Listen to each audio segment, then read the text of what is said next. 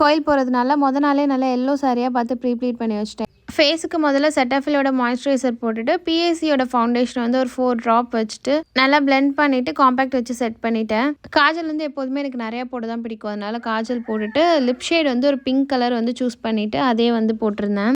சாய்க்குட்டியோட first மொட்டை வந்து குலதெய்வ கோயிலில் போட்டது. நம்ம பார்லருக்கு பக்கத்தில் ஒரு மென்ஸ் சலூன் இருக்கும். அங்கே இருக்கிற தம்பி தான் வந்து போட்டாங்க. அவனுக்கு பார்த்து பழகுனதுனால அழுகவே இல்லை, அவ்வளோ சமத்தாக காமிச்சான். இங்கே வந்து கோயிலில் இருக்கிறவங்க தான் மொட்டை போடுவாங்க, அதனால பயமாகவே இருந்தது ரொம்ப அழுவான் அப்படின்னு சொல்லிட்டு. இவனை காலையிலேயே ட்ரெஸ் எல்லாம் போட்டு கிளப்பணுன்னா எங்கேயோ ட்ரிப் போகிறோம் அப்படின்னு சொல்லி ஒரே ஜாலியாக இருந்தான். மாலெல்லாம் வாங்கணும்னு சொல்லிட்டு அம்மா அப்பாவும் முன்னாடியே போயிட்டாங்க. நாங்கள் அதுக்கப்புறமா தான் வந்து வீட்டிலேருந்து கிளம்பியிருந்தோம்.